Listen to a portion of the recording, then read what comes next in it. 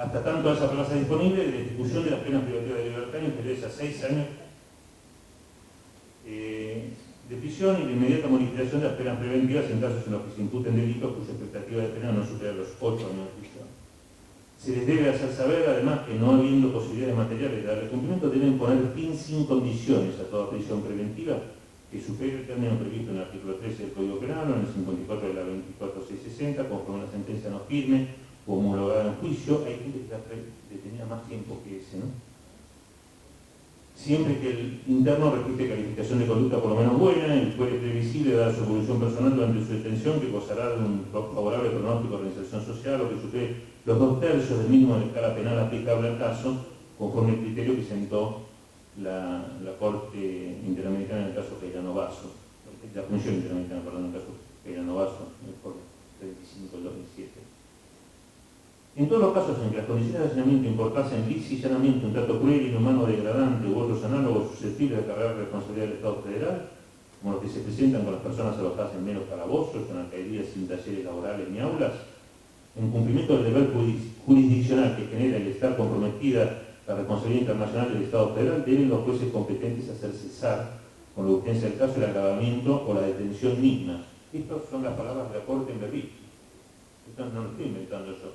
Es lo que dijo la Corte en Berlín, que es la orden que le da la Corte Federal a los jueces de la provincia de Buenos Aires a través de la Suprema Corte de la provincia. Pero parece que no se logra entender claramente. La orden es poner en libertad. Si no hay otra solución, hay que poner en libertad. Por ahí lo que hay que pensar es cuál es el mecanismo adecuado para encontrar esta solución. La Corte Interamericana de Derechos Humanos da un mecanismo, dice, sumemos tiempo fijo de detención. Tenemos una triste historia con ese tema. Cuando tuvimos una norma que hacía eso, el artículo 7 de la ley 24390, fue saludada como una mejora interesante por la Comisión Interamericana en el informe 2 del 97, y después el gobierno nuestro la derogó en el 2001, el doctor de Largo, me pareció importante derogar esa ley, y derogaron esa norma, y no digamos lo que dijo la Corte sobre la aplicación ultraactiva de esa norma, ¿no? Ya, para no perder la vergüenza diciendo lo que dijo la Corte sobre la aplicación ultraactiva, y lo que 1 millón de personas creo que se juntaron en la plaza para protestar porque se aplicaba ultraactivamente, también llevada por una equivocada campaña de ley y orden y de enloquecimiento colectivo que hace creer que tenemos una situación complicada en materia de seguridad en una de las sociedades que tienen la tasa de homicidio más baja de Latinoamérica, o una de las más bajas, en donde tenemos una población carcelaria creciente cuando no tenemos ninguna necesidad de tener esta población. Y cuando tenemos el problema de las penas cortas, que están atosigando la capacidad de alojamiento. Bueno, estos son los temas de los que yo quería hablar y no quiero ocupar más tiempo necesario porque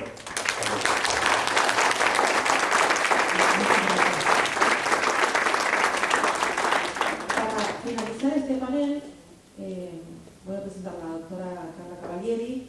Antes que nada, decirles que hay un break, pero les sugiero que se traigan el cafecito, así comenzamos rápido el segundo panel y lo terminamos en horario. Bueno, a continuación presento a la doctora.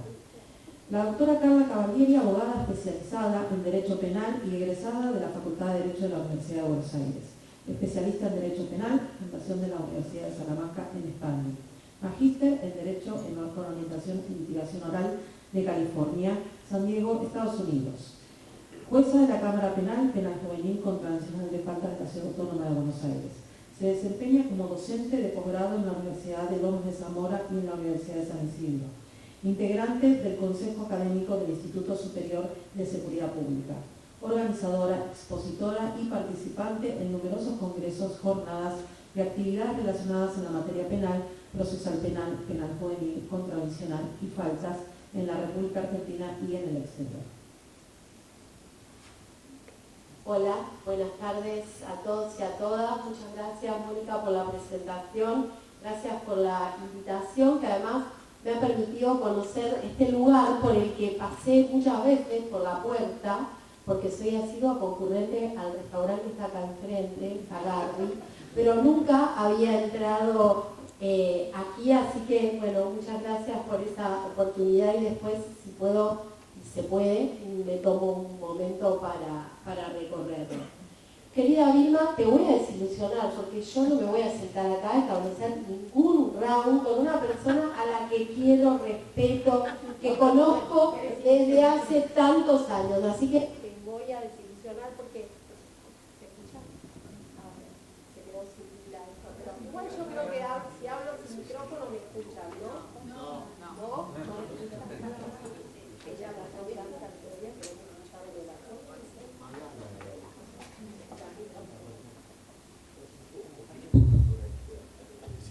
Bueno, aquí está. Lo que pasa es que Vilma me conoce hace mucho, hemos sido compañeras de cátedra en la cátedra del doctor Virgolini, y hace muchos años, hace 20, 25 años atrás, yo era más peleadora, después los años de Morigeran. Estoy invitada aquí para contar el trámite del habeas corpus del caso 11.260/2020, Ministerio Público de la Defensa sobre habeas corpus correctivo colectivo, una presentación que hizo el 20 de junio del año 2020 el entonces Defensor General de la Ciudad de Buenos Aires, Horacio Corti, por las personas que estaban detenidas a disposición de la justicia de la Ciudad de Buenos Aires.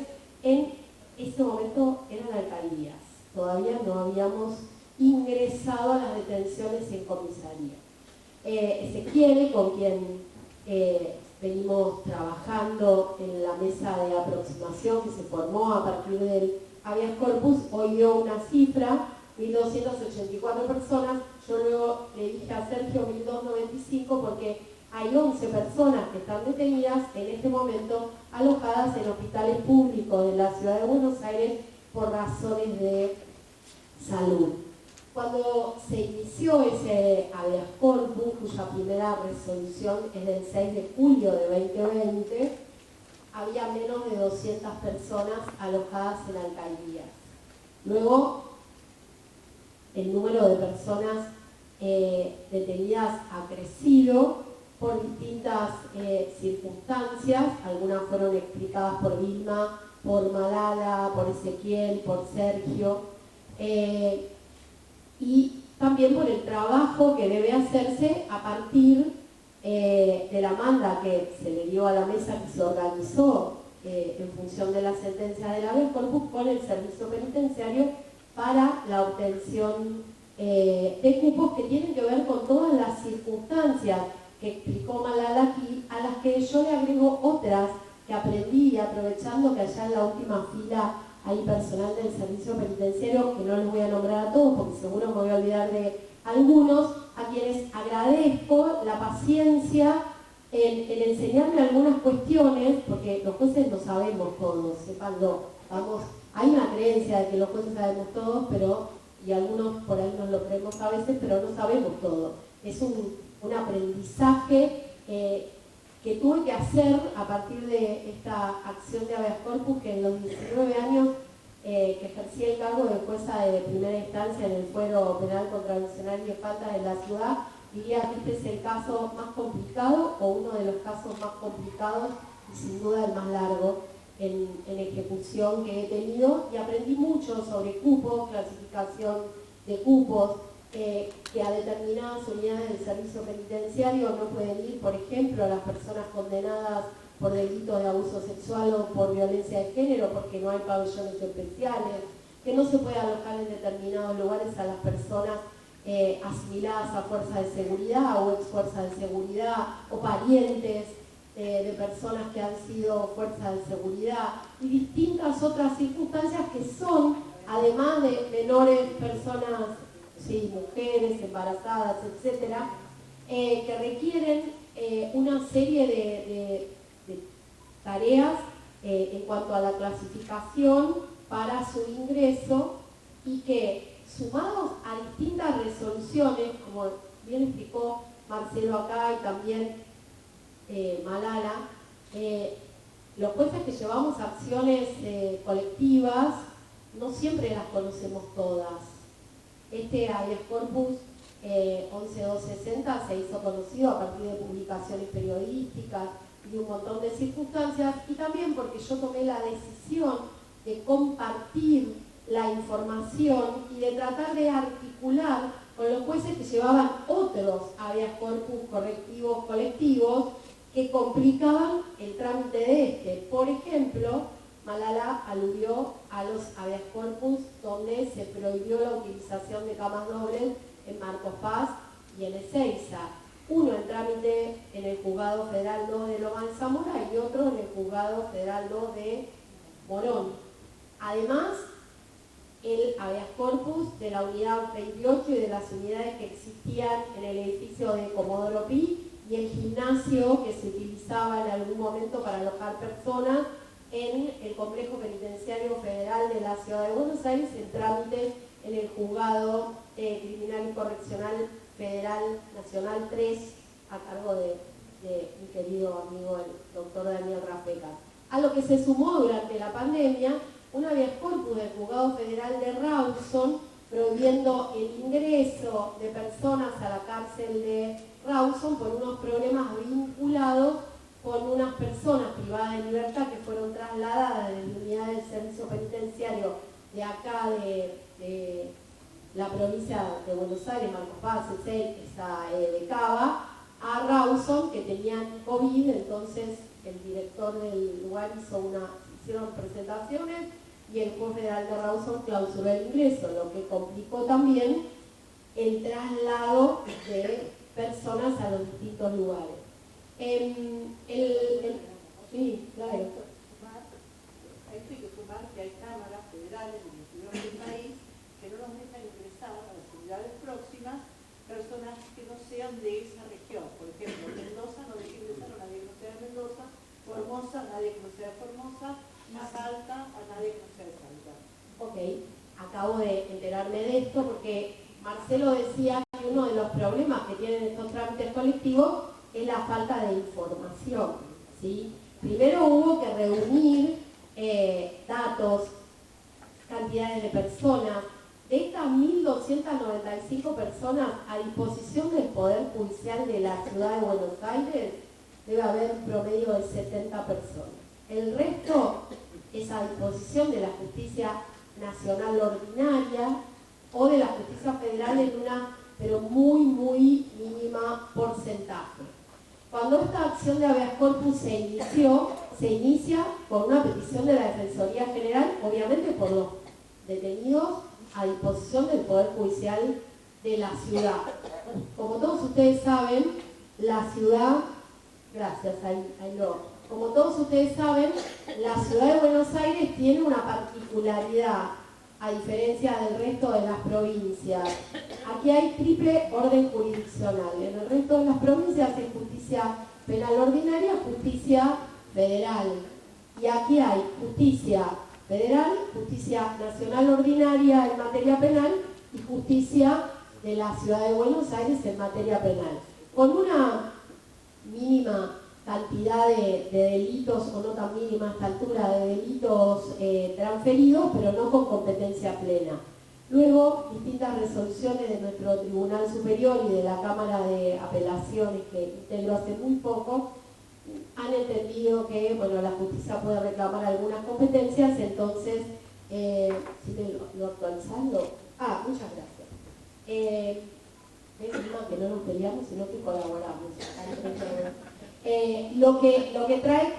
Lo que trajo como consecuencia decir, ¿cuál era mi salida más fácil? Bueno, nos ocupamos de las personas sometidas a la justicia de la Ciudad de Buenos Aires. Pero la ley de habeas corpus alude a que es competente el juez con asiento en el lugar donde las personas están detenidas, a la par de que se trataba de personas en ese momento alojadas en alcaldías que dependen de la policía de la Ciudad de Buenos Aires. Entonces, frente a un planteo que hizo la Procuración Penitenciaria de señora jueza extraiga testimonio, le dije, no vamos a extraer testimonio, vamos a tomar por el colectivo de todas las personas que están alojadas en la misma situación en alcaldías, hoy en alcaldías y comisarías de la policía de la ciudad. Hoy, a diferencia del, disposición del Poder Judicial de la Nación, hay 1.154, de Cava 208 y Federal 21. En las personas detenidas a disposición de Cava hay que tener presente el tema de las circunstancias de la flagrancia y la diferencia normativa. Nosotros tenemos las personas a disposición de Cava sin resolverse la situación, como mucho pueden estar detenidas 96 horas, porque 24 horas tiene el fiscal, prorrogables por otras 24 para decidir si lo libera o solicita la prisión preventiva, y 48 horas tenemos los jueces para resolver eso. En el Poder Judicial de la Nación hay interpretaciones que a mí me resulta difícil comprender, como la interpretación de cuando consideran que hay flagrancia y cuando consideran que no la hay, que me ha abierto a mí la posibilidad de extender horizontes de cosas que desconocía, porque para mí el concepto de flagrancia, a las personas se las detiene o en flagrante comisión de un delito o en los momentos posteriores a su comisión, o cuando es perseguida por el clamor popular o la policía, o cuando tiene rastros evidentes de que cometió un delito, o por orden escrita de autoridad competente. Otras situaciones que he podido presenciar a lo largo de los años que fui juez de primera instancia escapan a lo que considero que no es flagrancia, pero que digamos, uno no se puede entrometer en esas circunstancias. Amén de todas las otras situaciones que se explicaron, y el plazo de 10 días que tiene el Código Procesal Penal Nacional para resolver la situación de una persona, que además no es un plazo para algunos perentorio, sino meramente ordenatorio, que hace que haya personas detenidas largamente con la situación procesal sin resolver. A lo que se suma también que, como contaba Malala del lugar de prefectura, a pesar de todo y a pesar de todas las cuestiones que han sido contadas acá sobre el alojamiento en alcaldías y comisarias, algunas personas prefieren quedarse ahí. Y algunos juzgados ordenan la permanencia de las personas más allá de las órdenes impartidas en el habeas corpus, lo que ha traído como consecuencia que deban ampliarse los lugares que la policía de la ciudad tiene para seguir alojando personas, porque no todos los jueces que tienen que resolver, o las juezas, comparten algunos de los criterios que han sido explicitados acá, y las cámaras de apelación tampoco. En el habeas corpus se dictaron distintas resoluciones. La resolución de fondo dispone la creación de una mesa de aproximación de los actores del sistema, en la que participa la policía de la ciudad, el servicio penitenciario, la fiscalía de la ciudad, la Defensoría General de la ciudad, recientemente en colaboración, lo que agradezco aprovechando la presencia aquí del doctor Iglesias, también se han sumado en algunas reuniones los doctores Todarello y de Estéfano. El mecanismo local contra la tortura, que funciona como amicus, la Procuración Penitenciaria y, de manera reciente, durante el transcurso del año pasado, el CELS.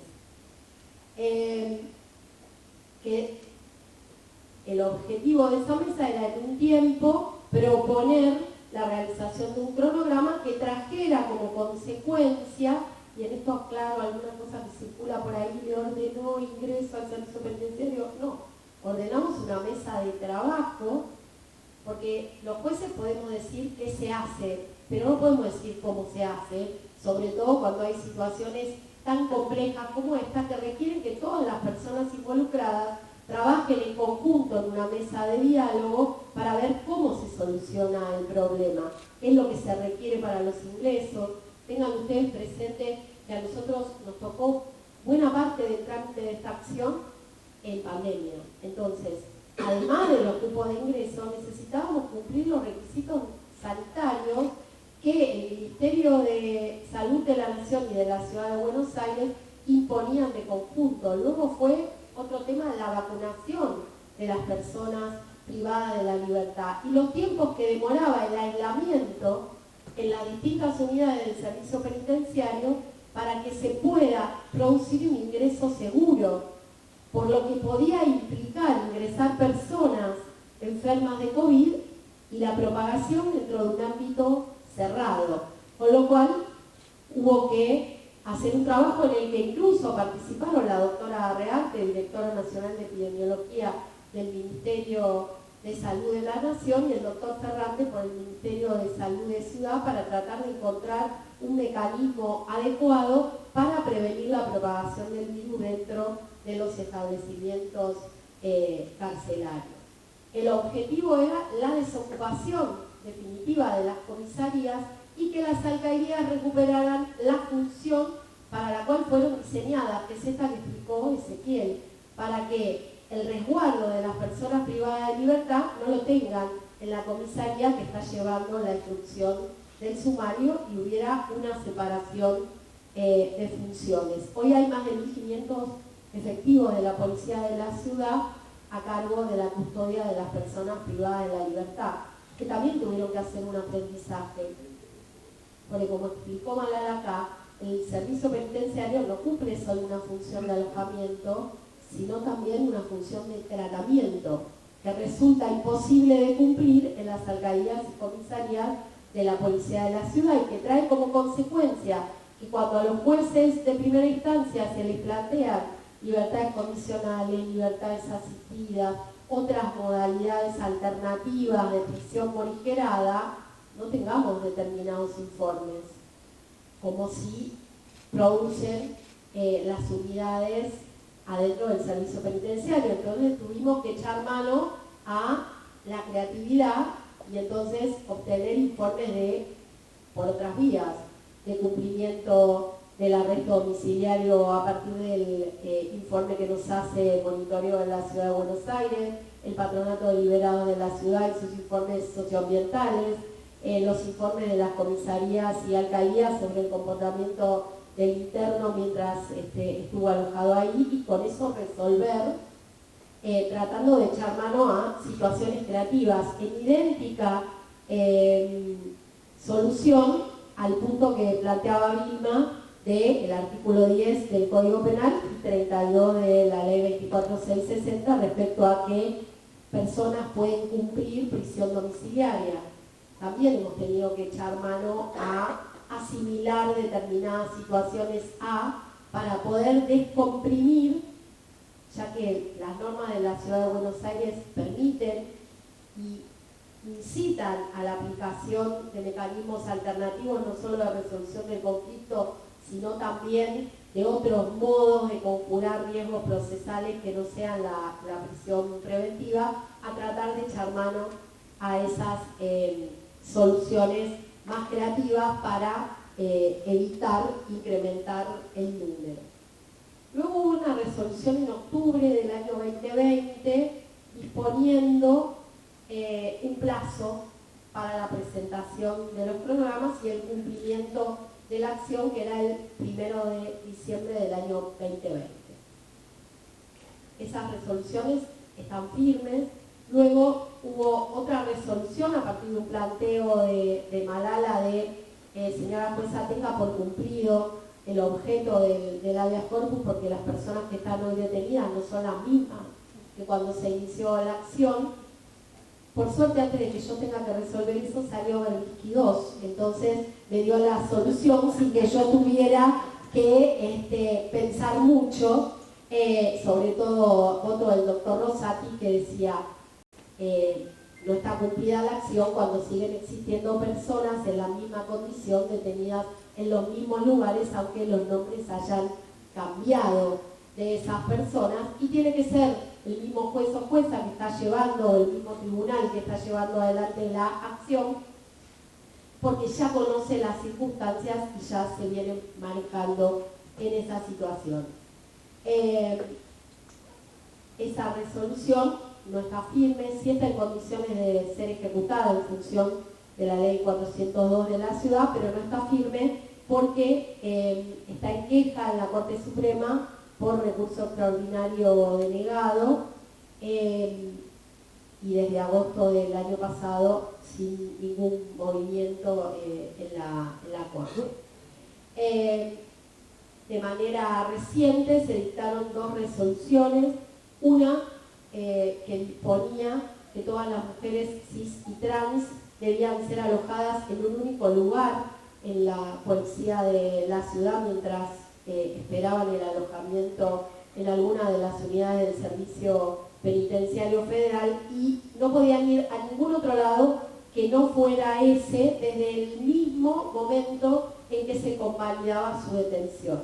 Y como punto segundo se ordenaba el inmediato ingreso de las personas que cumplían los requisitos que exigía el servicio penitenciario, dado que había cupos para el ingreso de mujeres cis y trans, de acuerdo a los informes de la mesa de trabajo. Esa resolución está apelada en trámite en la sala 3 de la Cámara de Apelaciones del pueblo al que pertenezco. Y una última resolución, antes de irme, donde se ordenaba a partir de una determinada fecha el ingreso de todas las personas condenadas al Servicio Penitenciario Federal y la imposibilidad de que permanezcan en alcaldías o comisarías.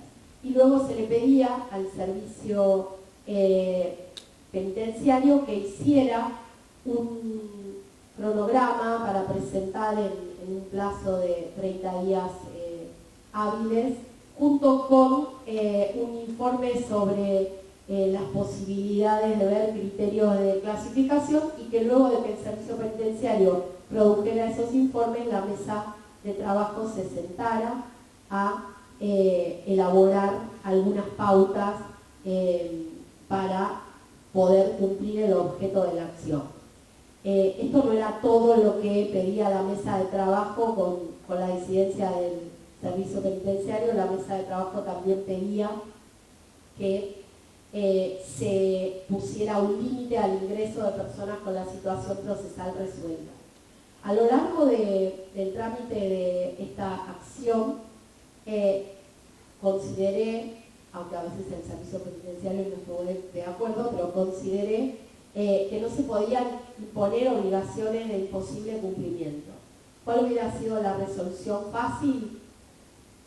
Porque igual de todas maneras la iban a apelar, por ende no iba a ser posible de ser ejecutada. Ingresen a todos y se prohíbe el ingreso a comisarías y alcaldías. Una resolución que no hubiera tenido ningún resultado y estaríamos en la misma situación sin la posibilidad de trabajar. A lo largo de este tiempo el objeto de la sentencia no se cumplió, lo que no quiere decir que no se pudo trabajar y que no se pudo avanzar en el paulatino ingreso de personas. De hecho, Ezequiel habló de 3.700 personas.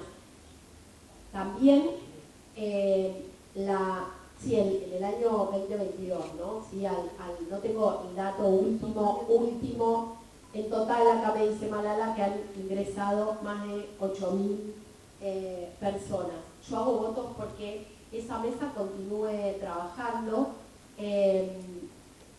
Me pone contenta, aunque está mal que vaya a ser un elogio de lo que yo misma resolví, lo que escuché que dijo Marcelo respecto de los procesos de diálogo, del seguimiento. Desde el juzgado a mi cargo no nos olvidamos de esta resolución y trabajamos mancomunadamente con todos los actores, incorporando también a todos los actores que se quisieron incorporar y que participaron también y que entendieron, pero también es necesario que nosotros pensemos en que esta ciudad tiene 3 jurisdicciones, hay distintas cámaras que ejercen superintendencia sobre los distintos juzgados. En la ciudad solamente somos 31 jueces de primera instancia, están los jueces de ejecución, los tribunales orales y los jueces criminales y correccionales, cada uno con su criterio y cada uno con sus decisiones, más la justicia federal. Esto que voy a decir ahora no le va a gustar a casi nadie, pero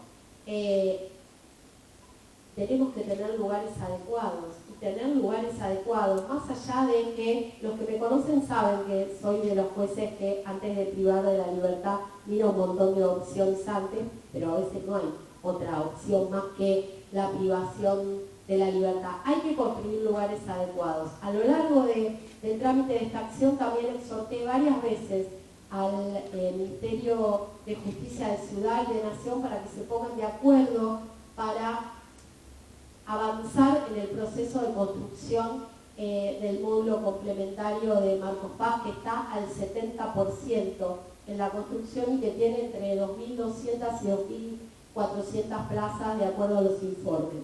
Y de manera reciente, en algo que me alegró y celebro, la defensora del pueblo de la ciudad se ofreció, la doctora María Rosa Muñoz, que tiene a su cargo el mecanismo a nivel local, a mediar entre nación y provincia para encontrar un camino de acuerdo que permita la finalización auspiciosa de la construcción de ese módulo. Por supuesto, así como considero que no podía obligar, porque estaba fuera de las posibilidades de jurisdicción en el caso a que termine el módulo, tampoco podía imponerles una mediación, pero sí está puesta a consideración del ministro de Justicia de Ciudad y del secretario de Justicia de Nación. Hago votos porque encuentren un camino para resolver eso y también hago votos porque todos los actores de la mesa encuentren también un camino de solución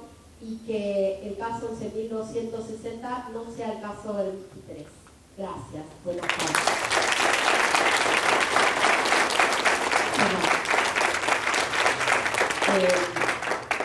El tiempo está muy corto, así que vamos a permitir.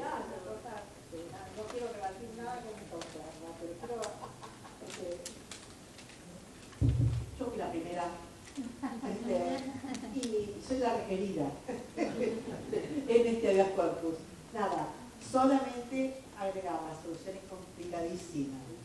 Es muy complicada, como dice Carla, involucra muchas jurisdicciones, involucra muchísimas voluntades de gente que cree que sabe todo, por supuesto creemos que sabemos todo, ¿no? Pero en Mendoza, que pasó más o menos lo que pasa acá, la Cámara Federal de Mendoza ordenó camas dobles hasta duplicar la capacidad de la unidad recién construida. Cuando duplicó la capacidad de la unidad recién construida y ya no podíamos poner más camas dobles en ningún otro lado, ¿qué hizo? En el mismo habeas corpus, un año después, la Cámara Federal de Mendoza puso arresto domiciliario con control electrónico a todas las personas que querían poner su internación en esa unidad, porque ya no hay más lugar. Hasta la Cámara se dio cuenta de que no se pueden meter personas donde no hay lugar. Esto es lo que va a tener que suceder. Vamos a tener que ir a un arresto domiciliario, no por las causales del 10 o del 32, sino porque no se pueden violar los derechos de las personas de esta manera. Simplemente por eso. Pero el arresto domiciliario no es la panacea universal. Los patronatos deliberados de todo el país no tienen presupuesto, no tienen estructura, no tienen ni siquiera la misma estructura jurídica. Los presos no tienen casa. Bueno, además, los presos los tienen casa. Pero suponiendo que las tuvieran, los patronatos deliberados tienen por ahí en una provincia 3 personas, 4 personas, no tienen vehículos. Tampoco el arresto domiciliario es la solución. Hay que salir a pensar en soluciones y hay que hacer propaganda de este problema. Esto es un problema grave y nadie está ocupándose. Por lo pronto, nuestra forma es un problema no solucionable. Bueno, vamos a dar 10 minutos para 2 o 3 preguntas antes de levantarse, si quieren alguna pregunta para los panelistas. Bueno, yo tengo una para Carla, que al final se va poniendo esto. La pregunta es, el tema de Ciudad de Buenos Aires, ¿hay alguna intimación a la Ciudad de Buenos Aires para terminar con ese módulo? No, pero digo, ¿dentro del marco de habeas corpus o en algún? No, dentro del marco del habeas corpus hay. Yo consideré que eso estaba fuera de mi posibilidad